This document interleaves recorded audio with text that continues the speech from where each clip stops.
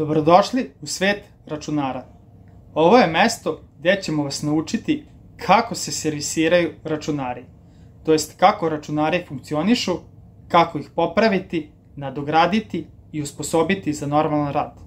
Jednom rečju, naučit ćemo vas sve od A do Š, znači sve ono što je neophodno kako biste se što pre osposobili za samostalno servisiranje računara.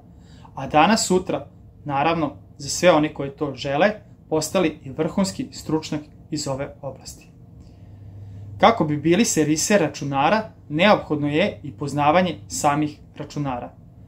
Pre nego što krenemo sa objašnjavanjem i upoznavanjem računara, hajde da kažemo šta je to računar. Najprostijim rečnikom možemo reći da je računar vrsta električne mašine. Kao je bilo koja druga mašina, pa tako i ova, sastavljena je iz određenih delova. Delove računara stručnije nazivamo komponentama. U nastavku ovog videa upoznaćemo se sa osnovnim komponentama računara. Prikazat ćemo koje su to osnovne komponente, kako izgledaju, čemu služe i navešćemo neke od njihovih osnovnih karakteristika. Mislim da će vam to biti sasvim dovoljno za početak, pa da ne gubimo vreme, hajde da krenemo.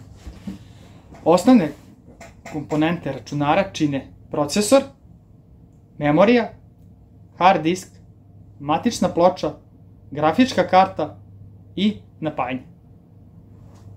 Kada smo rekli koje su osnovne komponente, hajde da to pokažemo i na živom primjeru. Ispred nas se nalazi jedan računar, a sada ćemo se upoznati sa njegovim komponentama.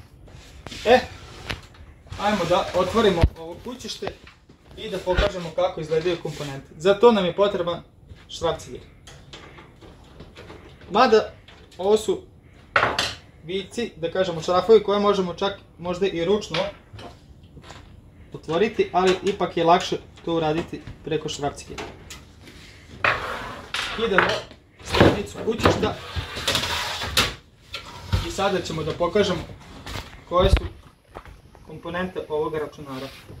Kao što možemo da vidimo, znači u ovom ovde delu, znači ovo ovde je matična ploča.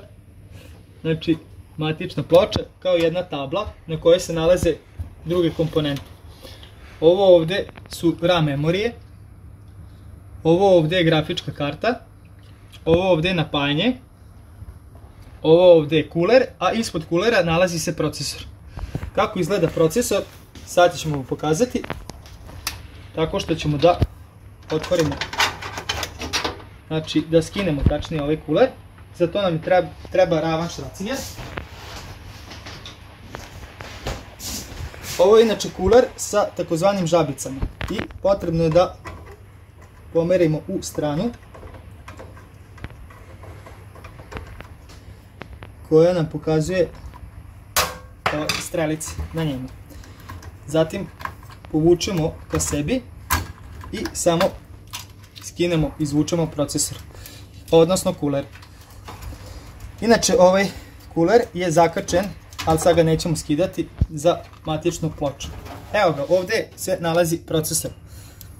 Tako izgleda procesor. Inače ovo na njemu je termalna pasta. To sad nećemo uklanjati, poslije ćemo detaljnije prikazati. Znači procesor, memorije, grafička karta, matična ploča, znači ova tabla plava na kojoj se nalaze druge komponente, napajanje i hard disk. Sada kada smo pokazali kako izgledaju osnovne komponente, hajde da prikažemo jednu po jednu i malo detaljnije i više objasnimo svakoj od njih i samim tim se bolje upoznamo sa samim komponentama.